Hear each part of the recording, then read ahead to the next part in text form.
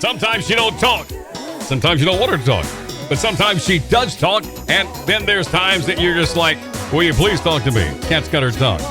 It is 7:06 in the morning. It's the Fowler and Friends Morning Show. And I told you, about a week ago, we played you this brand new hot song that was making its way across a lot of the social media pages. And it's called I Still Remember You. And it mentions, in fact, the whole crux of it is about Gaffney. It talks about the Beach Water Tower and so forth. And when my wife, she calls a lot of songs to my attention that she sees or she hears somewhere. And she called this song to my attention, and she said, I want you to listen to this. So then I start hearing the song, and then it does get my attention because it's talking about all these things in Gaffney. It's talking about the Beach Water Tower. And I said to her, who is singing that song? She said, well, I don't know. It's some guy named Wesley Pelle. And I said, let me see that. So I took a look at it, and I said, that's Wesley Pelle. I went to school with a guy named Wesley Pelle, and if it's the same guy, I know him. Long story short, I connected with a guy that was a classmate of mine in elementary, and also I think maybe the first part of what was then junior high school. After more than 60 years, found out it was him, and he's on the show with me this morning. Wesley, good morning. It's great to talk to you. Good morning, Dennis. Great to talk to you. Thank you for having me on, and great to be with the listeners there as well. Well, you wrote the song about the place that you grew up, at least for many years. You grew up here. And when did you guys move to Tennessee? It was 72. 72, and you guys, I think, were interested in going to the University of Tennessee, and that kind of arm-twisted your parents to get you up there. That's right. I really loved band. I was in the band and actually got to march in the Gaffney High band. It was so I told my mom and dad, I said, I want to be in UT marching band. And we had relatives around here in Morristown and also some in Asheville, North Carolina. But when we moved, we got settled in here. Then, being a teenager, I said, well, I don't think I want to be in a band anymore. Well, I never lost my love for music.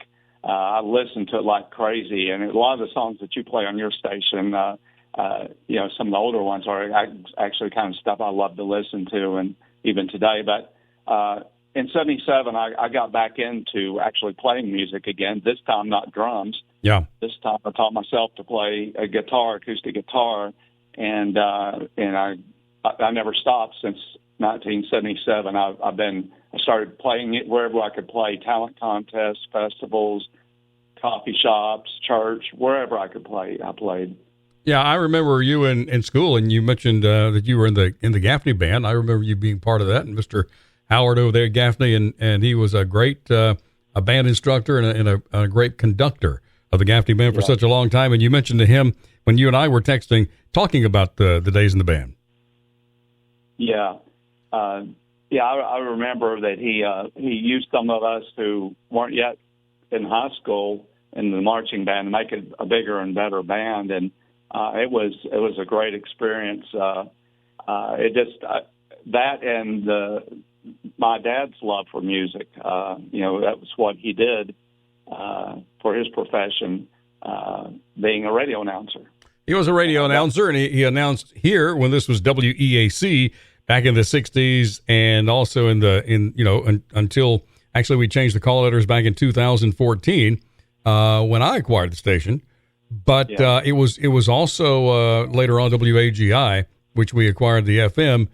But I remember Fred Pelle was his name, and he was a great announcer here, and I met him many times when I'd come over and just kind of hang out with the guys here as a little boy, because I wanted to see all the working parts. And just like I'm looking at the working parts of all these control boards, you're thinking about music and what you can do. So you went on and you didn't do music professionally, right? That wasn't your profession. It never was.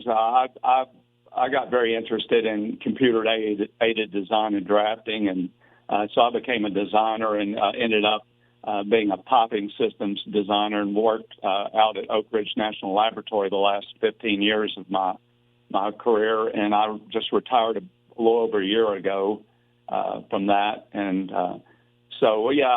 music was always something I wanted to do sort of out of just to encourage people, to give people hope, to bring to do entertainment, but to be something that was useful to them, that would encourage them, and it's sort of like a ministry to me even. Yeah. So you've written a lot of songs, I'm sure, over time. Yeah, I have. I don't know. I know I've probably written over 100, but there's just this last year has been a year and a half. Has been kind of incredible. I've written over 50 something songs in just the last year and a half. And that's normally not how many I would write in a year. Right. Well, let me. But yeah. So tell me about the song. I Still Remember You. Were you just sitting there one night thinking about Gaffney, and you're growing up here? So it was a songwriter's always looking for some kind of inspiration to write about.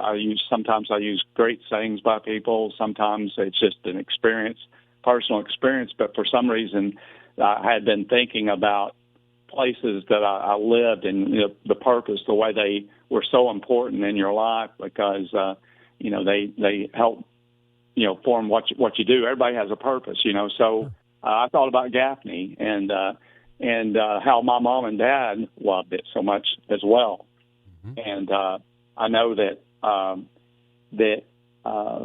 that was what really inspired the song, is just going back to my time, probably about 5 years old to about 15 or so. Yeah. And it just started coming to me. And I only wanted to put enough in the song to get some images going in people's heads. I didn't want to, there's a lot of things I could put in this song about Gaffney, but I only wanted to just paint a picture and let people sort of think about their own experience there, and so that's kind of how that song came about. And I also want it to be an up-tempo, a positive song. I want it to be sort of a driving country song, a little southern rock feel in it. Yeah, you mentioned the Marshall Tucker Boys from over in Spartanburg. You mentioned them, Tucker Boys, and of course they were just getting started back in the early 70s when you guys left here. The Peachoid was not here. The Peach Water Tower was not here until 1982. So obviously you've been back and seen it. Yes. And, and when I was writing the song, and I did some research, then and now sort of too, and I realized, well, that's too bad that the Peachoid wasn't there, because I remember seeing it, and I thought, oh yeah, now I know why I saw it, because every year we go to Myrtle Beach. I mean, it's just a vacation we do. Right. And there's many times we've stopped by through Gaffney, and I'll never forget that tower, so had to leave it in there. That had to be in the song. Well, you laid the tracks down, you went in the studio, and I think the rest is kind of history, and we've been playing it all week and leading up to it. But what was your reaction from some people there, like in your area, the people, the producers and so forth of the song? What do they think about it? Yeah, I belong to a songwriters group here, Knoxville Songwriters Association, and a lot of great songwriters there, and so I wanted them to hear it, and there was a very positive response to it. They thought that it accomplished what I wanted it to do. That's always important for the songwriters, is it really saying what you wanted to say, and how and everybody could kind of see, this is going to connect with people there, Well, songs always connect something. They connect something. They always say if you take a country song and you play it backwards, you get your dog back, you get your wife back, you get things that were stolen back. All these things happen when you reverse a country song. So it has to relate to something. People who are writing those songs are relating it to something, and you related it to a lot of memories, obviously fond memories here in Gaffney. Yes, and it's funny today is my mom passed away 5 years ago in the COVID year. It wasn't from COVID, but from pancreatic cancer. And I'm sorry. Like I said, she and my dad were the reason we were there, obviously, and to start with. And I thought, wow, this is kind of incredible that I'm talking with Dennis Fowler today in Gaffney on my mom's birthday, her heavenly birthday now, and my dad being the radio announcer there. I said, man, they'd be looking down and smiling and laughing about this. I think they are. I really are. Yeah. And those folks might remember your mom, especially the older ones in the audience, because your mom was such a dainty lady. And she worked there at the Crafts drugstore. And it was, I mean, you always saw her when she went in. and she was just always smiling. Yeah, she was always smiling, Yeah.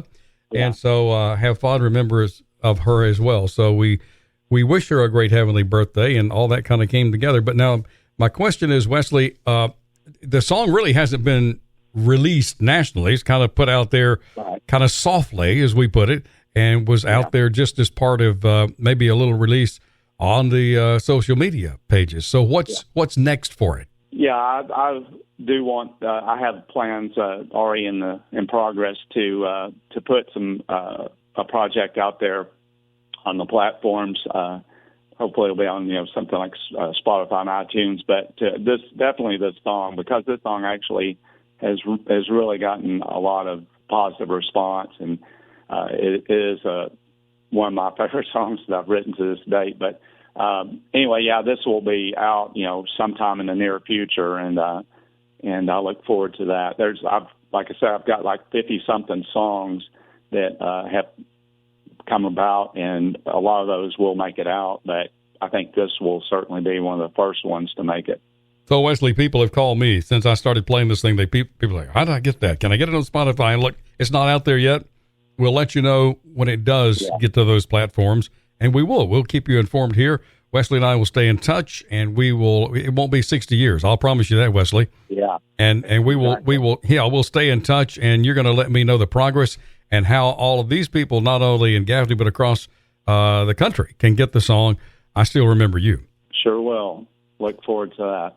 Wesley, it's great to have you on the show this morning. Better yet, it's better to, I must say, to connect with you after all these years. Been a long time. Yeah, it has. And it's great talking to you. I had to do some research on you too. Say, man, what has he been doing? And it's just really impressive what you've done there. And I just really appreciate talking with you and the listeners today. Well, we have renewed our friendship through this song that my wife said, hey, I want you to listen to something, which is great. And we're going to stay in. Listen to your wife. I know. Well, I try to. But some of the things that she has me listen to sometimes I'm like, oh, that's not good. Yeah, and I'll kind of blow it off. But I try to be kind about it, because she does show me a lot of good things, or bring to my attention a lot of good things, in the music industry. But this one blew me away. It was unreal. I wish you could have seen the expression on my face when she told me that. But Wesley, you and I are going to stay in touch, and I want you to. We've been texting since the first time we connected, and I'm going to stay in touch, let the audience know what's going on with you and your projects, so they can get these songs. Thank you so much. That sounds great. And listen, when you come to the beach, when you go to Myrtle Beach again, give me a holler, and you guys, we'll have a good lunch somewhere. How about that? Oh, absolutely. I'd love that. We'll do that. All right, Wesley Pelle, thanks for joining us this morning on Fowler and Friends. Talk to you soon. Thanks, Dennis. Bye. All right, here's the song. Here it is. Still Remember You on WCCQ, Gaffney's Hot FM.